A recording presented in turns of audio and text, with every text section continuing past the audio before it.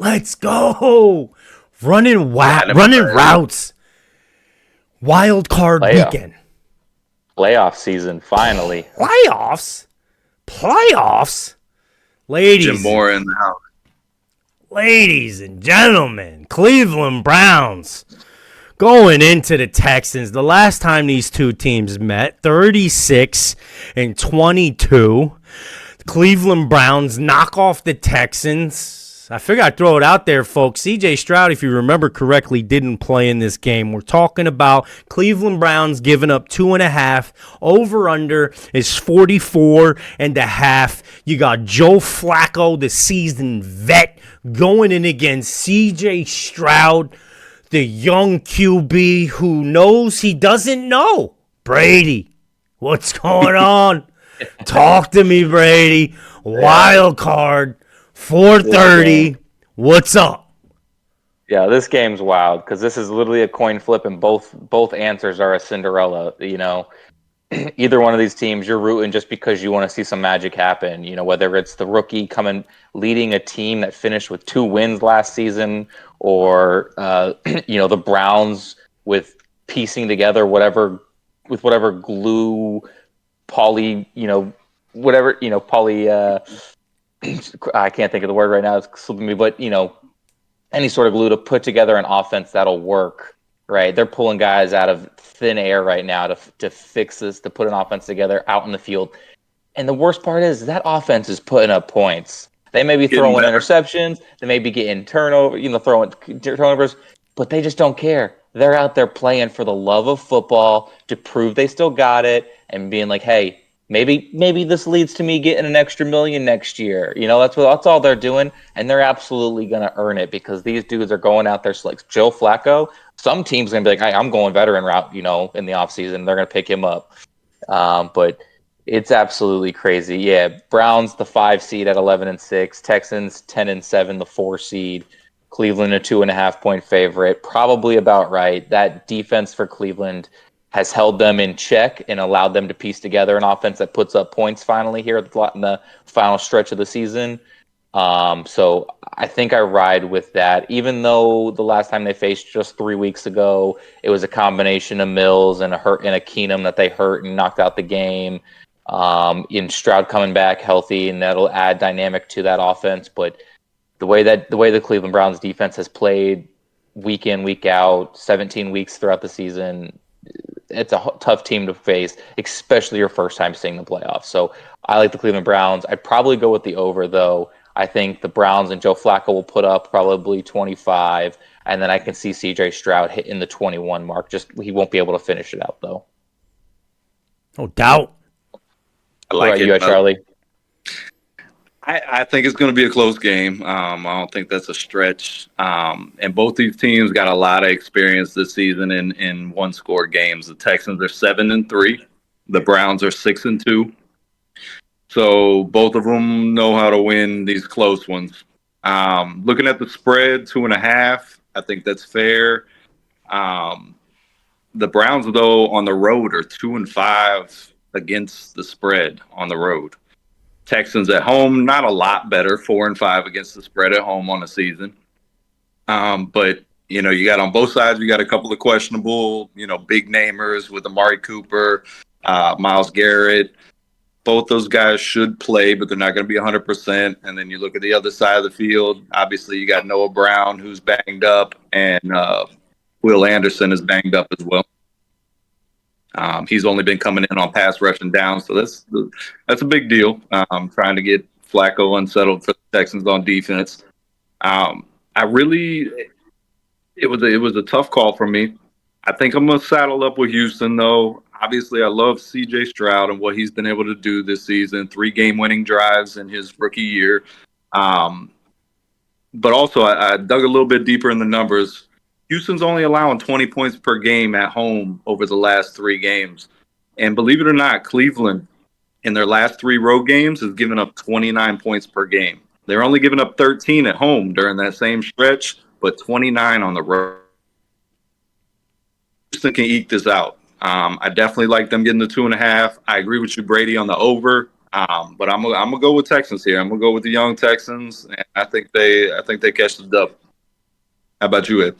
Yeah, it's crazy because on the intro, I came in and I came hard on the QBs, the fact that CJ Stroud's playing so well and that Joe Flacco, the seasoned vet, really coming in with a lot of pizzazz and a lot of flavor for that team when they needed it most.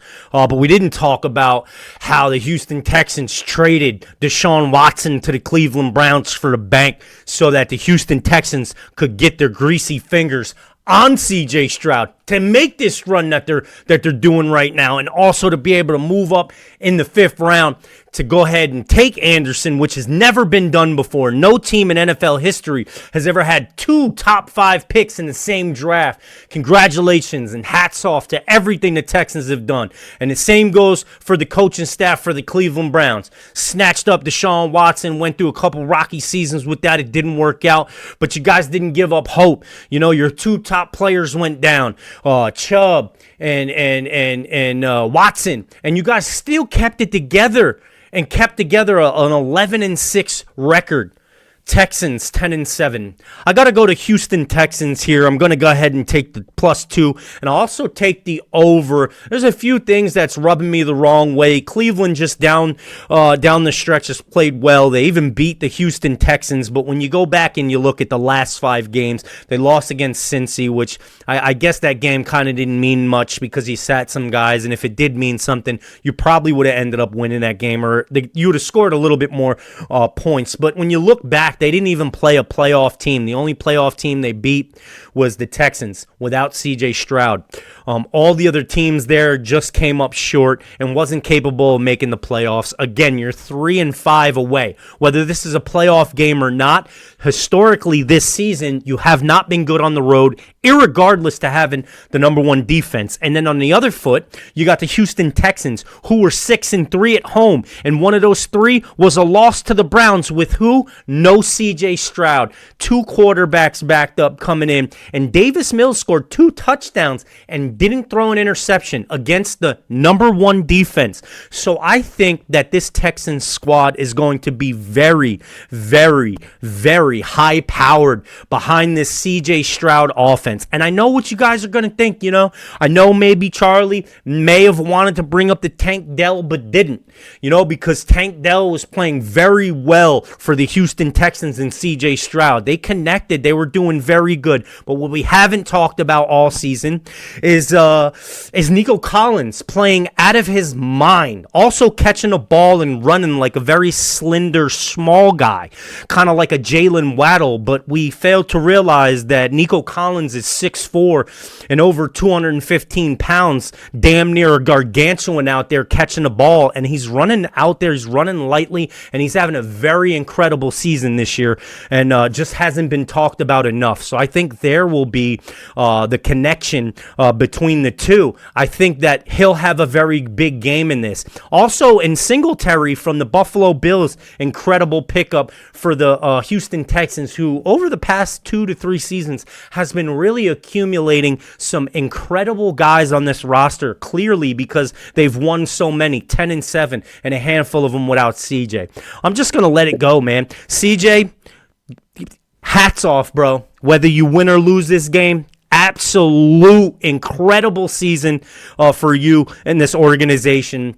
You guys are trending in the right direction, and you can only go up from here. Even with a loss, you can only go up from here. So I love everything both these two teams are doing. It just really stinks that we couldn't have Chubb in this game, because to me, Chubb has been through a lot. I really like the kid as a running back. He's really kind of like been the guy that people looked at going, nah, he's good, but he's just not NFL good, And he came in and he showed up and he showed out and he showed everybody. You guys made the wrong pick by taking Michelle over me. But if you guys don't have anything else to add here, gentlest of men, then we'll move on. But if you got it, now's the time. Give it to me. What do you got? D'Amico Ryan's Coach of the Year? Absolutely. Both these guys are right there. I mean, if you said Stefanski, I'd take it. If you said D'Amico Ryans, I'd take it. Both worth taking. I got one little tidbit on the game total. The Browns in 8 games on the road, every single game has gone to the over. So over might be a smart play. No doubt. Good call. Good call. Also taking the points here for the Texans as well. Going to be an incredible game. Hell of a Saturday day and night slate. So very interesting. Oh yeah, storylines all over this thing. But yeah, absolutely. It sucks that these two are playing each other first. I'd like them to be playing different teams, honestly. But that means one of them's going to advance, and a team that we didn't really think of at the beginning of the season is going to be sitting in the divisional round guaranteed now. Yeah, well, if the rest of the AFC South didn't absolutely choke the final 2 weeks, then it could have been a different storyline. But for sure, here Texans are at 4 when they could have been the 6th seed going into KC, which would have been fun to watch. No doubt. No doubt. All right, moving on here. We'll be taking a look at the Miami Dolphins heading to Arrowhead Stadium to bang with the Kansas City Chiefs and Patrick Mahomes. Last time these two teams seen each other, 21-14, Kansas City comes out victorious at home. In Germany. Oh, in Germany, not at home. Okay. I thought that was at Arrowhead. My fault. That was my bad there. We'll be going to Arrowhead in this wild card playoff game. Kansas City Chiefs 11-6, Miami Dolphins 11-6. KC will be giving Miami 4.5 points. 4.5 points. Interesting. And the over under will be 44.5. This is damn near gonna be one of the coldest games on the slate, ladies and gents. A-Chain will be playing in this game, and he did not play the last time these two teams seen each other in the regular season. Brady, quick question for both guys on the panel when it's your turn. Do you think that the temperature in this game, which potentially -1 to -2 degrees at kickoff, and then with a wind chill factor of -9 to a -10, gentlemen, do you believe in any way, shape, form, or fashion, will there be a problem because of the weather? Brady. Yeah, absolutely. Because I understand these guys are athletes and top-notch human beings, and they should be able to perform wherever. But let's be real. Any normal human going outside in that weather is going to have 17 layers of clothing on, and then 18 heater packs tucked into their pants just to stay alive. And you're gonna go throw men out there to hit each other, and then throw a rock hard ball at each other and ask them to catch it and not drop it or fumble it, anything.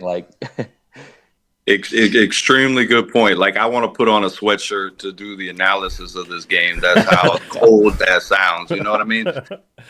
That's the biggest factor. I think you hit it on the head for me. I obviously we've talked about it many times during the season about Miami securing home field advantage to avoid cold situations like this, because the Florida team traditionally traveling north is going to have problems. But I got to thinking about it a little bit more, and I'm like, I don't think this is going to make Kadarius Toney any more sure-handed. I don't think this is going to, Valdez-Scantling from not dropping passes. It's going to be a big deal for both sides, receiving wise. And Tony's going to have a hard time finding the white line in the snow. Let's be real here.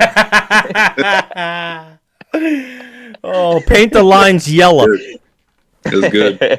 It's good. So yes, to answer your question, the cold's going to play a major role. Even kicking, the kicking game too is like kicking a rock. Kicking a cinder block. Yeah, dude, it's not going to be fun. Yeah, no, absolutely. For this game, give me the under. It's going to finish 13-10. It's going to come down to who's gonna make less mistakes, I think, because this game I think is going to be full of mistakes. I think both of these coaches, I think it'll be entertaining. I think, don't get me wrong, I think this game, as keeping the game the score low, but I think this is going to be entertaining because you've got two wild coaches that are going to come up with ridiculous dynamic plays. They're going to be doing wide receiver jet sweeps and double reverses and, questionable laterals and and all sorts of, fun stuff. But at the end of the day, it's going to be hard to catch the ball. It's going to be hard to hold on to it. No one's going to want to get hit. I just think it's going to be a tough football game to play, and I see a lot of mistakes happening, but I think it's going to be a creative matchup between the two head coaches, and give me the veteran head coach here for the victory with the Kansas City Chiefs. No doubt. You taking the points here, Brady? The 4.5 Chiefs giving up? No. Like I said, I think it's going to be 13-10, something in that ballpark. Maybe 17-14 Chiefs. Give me the under. No doubt. Okay. I would have liked to see Buffalo Bills Chiefs. Yeah, you might get it the next week. I would have liked to see it. If both teams win, that's the way it sets up. It's hard to ignore the Chiefs here. I mean, 9-1, their past 10 home games in minus 40-degree weather, 4-0 in the playoffs. The Dolphins are 0-10 in under 40-degree weather since 2017. Tua is 0-4 in under 40-degree weather. McDaniels himself, the coach, is 0-3. So there's a lot of stuff going against Miami. But I like the way you illustrated that with the creativity on offense, and it being a battle like that. When I looked at the game total on this one, it's kind of conflicting because 7 of 8 for KC at home have gone to the under. But then when you go over to Miami, 5 of 7 games on the road has gone to the over.